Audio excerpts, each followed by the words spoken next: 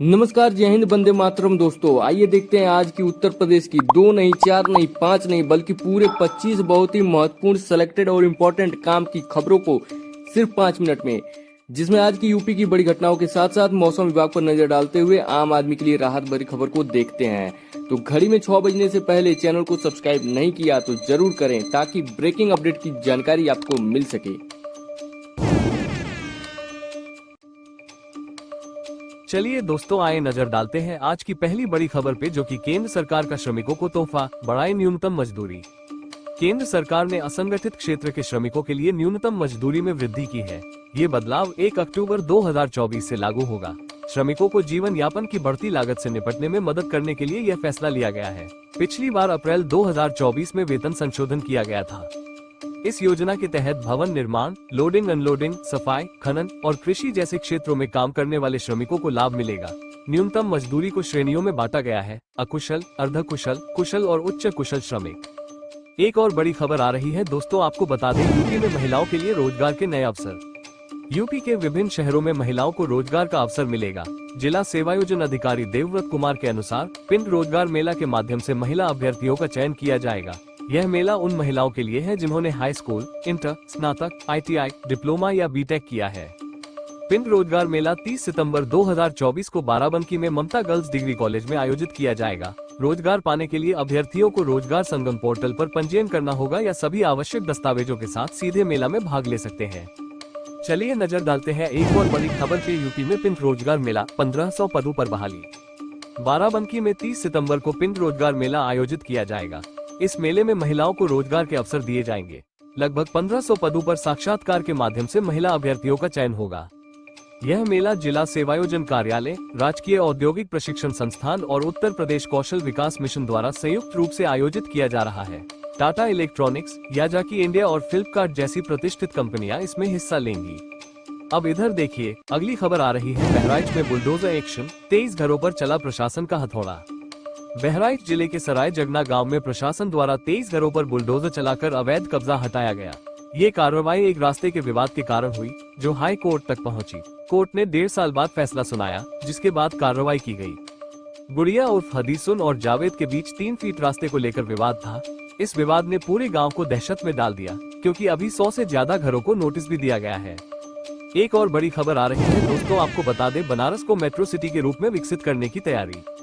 वाराणसी विकास प्राधिकरण द्वारा बनारस के 2 प्रमुख इलाकों को मेट्रो सिटी की तर्ज पर विकसित करने का प्लान तैयार किया गया है। फुलवरिया लेन से सेंट्रल जेल रोड और मकबूल आलम रोड को चुना गया है। इन इलाकों को मेट्रो सिटी के आधार पर हाईटेक बनाया जाएगा, जिससे स्थानीय निवासियों और पर्यटकों को बेहतर सुविधा मिल सके। अब इधर देखिए, अगली खबर आ रही है, दीपावली से पहले रेलवे ने दी गुड न्यूज, जनरल कोच और स्पेशल ट्रेनों को लेकर बड़ा ऐलान। आगामी दीपावली और छठ पूजा के त्योहारों के मद्देनजर रेलवे ने यात्रियों के लिए राहत की खबर दी है। रेल मंत्री अश्विनी वैष्णव ने घोषणा की है कि इस फेस्टिव सीजन में 108 ट्रेनों में जनरल कोच बढ़ाए जा रहे हैं। इसके अलावा 12,500 कोचों की व्यवस्था भी की जा रही है, जिससे त्योहारों के दौरान भीड़ से निपटा जा सके। रेल मंत्री ने बताया कि साल 2024-25 में अब तक कुल 5,975 ट्रेनें नोटिफाई की जा चुकी हैं, जिससे 1 करोड़ से ज्यादा यात्रियों को उनके घर जाने में सुविधा होगी। इससे पहले साल 2023-24 के त्योहारी सीजन में कुल 4,429 विशेष ट्रेनें चलाई गई थी। चलिए नजर डालते हैं एक और बड़ी खबर पे। सीएम योगी के नए आदेश से सुप्रीम कोर्ट की रोक पर सवाल, जानिए क्या है नया कानून। उत्तर प्रदेश की योगी आदित्यनाथ सरकार ने सुप्रीम कोर्ट की हालिया रोक के बावजूद कांवड़ यात्रा के दौरान दुकानदारों और ढाबा मालिकों को नाम प्रदर्शित करने का नया आदेश जारी किया है। यह आदेश खाद्य सुरक्षा एवं मानक अधिनियम FSSA 2006 की धारा 56 के तहत जारी किया गया है। इसके तहत राज्य प्रशासन थूककर या अन्य किसी गंदगी की मिलावट करने वाले के खिलाफ सख्त कार्रवाई करेगा। योगी सरकार का ये कदम खाद्य सुरक्षा को लेकर उठाया गया है, जिसमें सभी ढाबा मालिकों को अपने और अपने कर्मचारियों के नाम स्पष्ट रूप से डिस्प्ले करने का निर्देश दिया गया है। इस आदेश को लागू करवाने के लिए पुलिस, स्थानीय प्रशासन और खाद्य सुरक्षा विभाग की संयुक्त टीमें काम करेगी। चलिए नजर डालते हैं एक और बड़ी खबर पे। यूपी में अब सड़कों के किनारे गाड़ी पार्क करने की देनी होगी फीस, नई पार्किंग पॉलिसी लागू। उत्तर प्रदेश में सड़कों के किनारे रात भर गाड़ी पार्क करने पर अब शुल्क देना होगा। नगर विकास विभाग ने पार्किंग के लिए एक नई नीति की तैयारी कर ली है। योजना के तहत सार्वजनिक स्थानों पर रात में गाड़ी खड़ी करने पर 100 रुपये प्रति रात का शुल्क वसूला जाएगा। हफ्ते भर के लिए ये शुल्क 300 रुपये और महीने भर के लिए 1,000 रुपये निर्धारित किया गया है। बिना परमिट के पार्किंग करने पर 3 गुना अधिक शुल्क देना होगा। इस नीति को जल्द ही कैबिनेट की मंजूरी मिलने के बाद लागू किया जाएगा। मुख्यमंत्री योगी आदित्यनाथ ने पार्किंग की अव्यवस्था को सुधारने के निर्देश दिए थे, जिसके बाद नगर निगम ने यह नई नीति तैयार की है। अब इधर देखिए, अगली खबर आ रही है BSNL 4G टावर इंस्टॉलेशन देशभर में तेजी से हो रहा विस्तार। सरकारी टेलीकॉम कंपनी BSNL द्वारा देशभर में 4G टावर लगाने का काम तेजी से किया जा रहा है। केंद्रीय मंत्री ज्योतिरादित्य सिंधिया ने जानकारी दी है कि जून 2025 तक 1 lakh 4G mobile tower live किए जाएंगे। BSNL की अब तक 35,000 4G साइट्स को लाइव कर दिया गया है और 7,000 से ज्यादा टावर का रोल आउट भी पूरा हो चुका है। ये टावर ग्रामीण क्षेत्रों में नेटवर्क पहुंचाने का काम करेंगे। साथ ही 5G नेटवर्क की टेस्टिंग भी दिल्ली के विभिन्न क्षेत्रों में शुरू कर दी गई है। BSNL के फ्री 4G सिम अपग्रेड और फ्री डेटा प्लान्स का भी लाभ उठाया जा सकता है। चलिए नजर डालते हैं एक और बड़ी खबर पे। बस क्यू शेल्टर का निर्माण शुरू। शहर में सिटी बस सेवा के लिए 13 स्थानों पर बस क्यू शेल्टर का निर्माण शुरू हो गया है। यात्रियों को धूप और बारिश से राहत देने के लिए ये शेल्टर तैयार किए जा रहे हैं। JTN services private limited firm ने ई-टेंडर के माध्यम से ये कार्य शुरू किया है। इन शेल्टर्स में यात्रियों के बैठने की सुविधा होगी। साथ ही डिजिटल इंफॉर्मेशन बोर्ड पर बस के आने और जाने की जानकारी भी प्रदर्शित की जाएगी। नगर निगम क्षेत्र में 8 रूट पर 27 सिटी बसें सेवा दे रही हैं, जिससे प्रतिदिन 8 से 10,000 यात्री यात्रा करते हैं। शेल्टर निर्माण के लिए नगर निगम को 6,43,000 रुपये का प्रीमियम प्राप्त होगा। इन शेल्टर्स को महानगर के महुआता, गोरखनाथ, एयरपोर्ट और नौसर जैसे प्रमुख स्थानों पर स्थापित किया जा रहा है। अब इधर देखिए, अगली खबर आ रही है आगरा में राशन घोटाला। आगरा में आवास विकास कॉलोनी सेक्टर 1 स्थित एक मकान में सरकारी राशन का बड़ा घोटाला सामने आया है। आपूर्ति विभाग की टीम ने छापेमारी कर घर से सरकारी चावल की 63 बोरियां जब्त की हैं। मकान की संचालिका शीतल छत से कूदकर फरार हो गई और पुलिस अब उसके खिलाफ केस दर्ज कर रही है। DSO संजीव सिंह ने बताया कि मुखबिर की सूचना पर छापेमारी की गई और 36 क्विंटल चावल बरामद किए गए। शीतल ने मकान किराए पर लिया था और फेरी वालों से सस्ते दामों पर चावल खरीदकर उसकी कालाबाजारी कर रही थी। मामले की जांच जारी है। एक और बड़ी खबर आ रही है दोस्तों, आपको बता दें, सरकारी कर्मचारियों को वेतन नहीं मिलेगा। उत्तर प्रदेश में सितंबर महीने का वेतन उन्हीं सरकारी कर्मचारियों को मिलेगा जिन्होंने अपनी संपत्ति का विवरण मानव संपदा पोर्टल पर जमा किया है। मुख्य सचिव मनोज कुमार सिंह ने आदेश जारी करते हुए कहा है कि 30 सितंबर तक सभी कर्मचारियों को अपना विवरण देना अनिवार्य है। जो कर्मचारी संपत्ति का विवरण नहीं देंगे, उनका वेतन रोका जाएगा। इसके साथ ही संबंधित विभागों के DDO को भी इस संबंध में समीक्षा की जिम्मेदारी सौंपी गई है।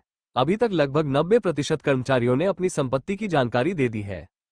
चलिए नजर डालते हैं एक और बड़ी खबर पे। गेम में 96 लाख गंवाने वाला युवक। कानपुर के हिमांशु नामक युवक का वीडियो सोशल मीडिया पर वायरल हो गया है, जिसमें उसने गेम में 96 लाख रुपये गंवाने की बात कही। हिमांशु ने बताया कि उसके पिता ने उसे लैपटॉप दिया था ताकि वो कुछ कर सके, लेकिन वो सारा पैसा गेम में हार गया। भाजपा नेता अक्षय त्रिवेदी ने काकादेव थाने में उसके खिलाफ शिकायत दर्ज कराई है, जिसमें उन्होंने कहा है कि हिमांशु ने कोचिंग मंडी में लोगों से झूठ बोलकर मदद मांगी थी। यह मामला अब पुलिस जांच के दायरे में है। अब इधर देखिए, अगली खबर आ रही है स्मार्ट मीटर अपडेट। शहरी क्षेत्रों में बिजली के नए कनेक्शनों पर सामान्य मीटर लगाए जाएंगे, क्योंकि स्मार्ट प्रीपेड मीटर लगाने का काम फिलहाल तकनीकी समस्याओं के चलते रोक दिया गया है। बिजली निगम के अधिकारियों के मुताबिक स्मार्ट मीटर की डेटा फीडिंग में दिक्कतें आ रही हैं, जिसके कारण यह फैसला लिया गया है। पुराने कनेक्शनों पर अगर कोई तकनीकी समस्या आती है तो वहां स्मार्ट प्रीपेड मीटर लगाया जाएगा। निगम इस समस्या को जल्द से जल्द हल करने की कोशिश में जुटा हुआ है। चलिए नजर डालते हैं एक और बड़ी खबर पे। योगी आदित्यनाथ की जनसभा न्यूज। मुख्यमंत्री योगी आदित्यनाथ ने जम्मू कश्मीर विधानसभा चुनाव प्रचार के दौरान कहा कि पाकिस्तान अपने कर्मों की सजा भुगत रहा है। उन्होंने कहा कि पाकिस्तान परस्त आतंकी जानते हैं कि आतंकवाद की कीमत किस रूप में चुकानी पड़ेगी। बलूचिस्तान और पाक अधिकृत कश्मीर के लोग अब पाकिस्तान से अलग होना चाहते हैं। उन्होंने जम्मू कश्मीर को अखंड भारत का हिस्सा बनाने की अपील की। इस दौरान मुख्यमंत्री ने बीजेपी प्रत्याशियों के लिए प्रचार भी किया और जनता से उन्हें जिताने की अपील की। चलिए नजर डालते हैं एक और बड़ी खबर पे। एम्स गोरखपुर निदेशक हटाए गए। न्यूज। एम्स गोरखपुर के कार्यकारी निदेशक डॉक्टर GK पाल को केंद्रीय स्वास्थ्य मंत्रालय ने उनके पद से हटा दिया है। ये कार्रवाई उनके बेटे के फर्जी प्रमाण पत्र से PG में एडमिशन कराने के मामले में की गई है। उनके स्थान पर भोपाल एम्स के निदेशक डॉक्टर अजय सिंह को अतिरिक्त चार्ज दिया गया है। इस मामले में एम्स पटना में भी जांच हो सकती है, क्योंकि फर्जी प्रमाण पत्र पटना के निदेशक आवास से बनवाया गया था। चलिए नजर डालते हैं एक और बड़ी खबर पे। गोरखपुर के नए एयरपोर्ट से 24 घंटे उड़ान भर सकेंगे विमान, बढ़ेगी उड़ानों की संख्या। गोरखपुर के नंदानगर में बनने वाले नए एयरपोर्ट से विमान अब 24 घंटे उड़ान भर सकेंगे। इससे गोरखपुर एयरपोर्ट पर उड़ानों की संख्या में इजाफा होगा। फिलहाल एयरफोर्स से जुड़े वर्तमान एयरपोर्ट पर रात के 9 बजे के बाद उड़ान की अनुमति नहीं है। नए एयरपोर्ट के निर्माण से यह समस्या दूर हो जाएगी। और गोरखपुर एयरपोर्ट लखनऊ और वाराणसी एयरपोर्ट की तरह 24 घंटे संचालन में सक्षम हो जाएगा। नए एयरपोर्ट का निर्माण 42 एकड़ में किया जा रहा है, जिसकी लागत 1172 करोड़ रुपये आंकी गई है। यह एयरपोर्ट मल्टी टर्मिनल सुविधाओं से लैस होगा, जिससे एक समय में 1500 यात्री चेक इन और चेक आउट कर सकेंगे।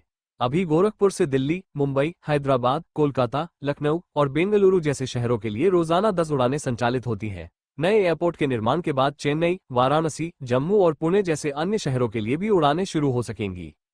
अब इधर देखिए, अगली खबर आ रही है।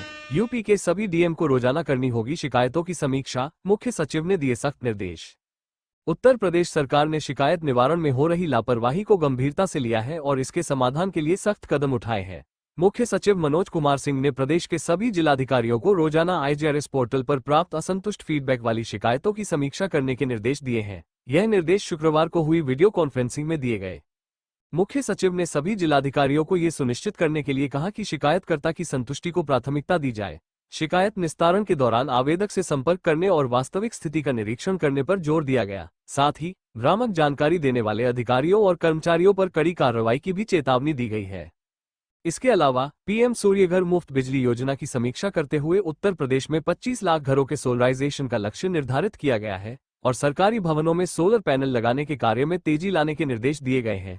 तो दोस्तों, ये थी आज की कुछ महत्वपूर्ण खबरें और जानकारियां जो आपके लिए बेहद उपयोगी साबित हो सकती हैं।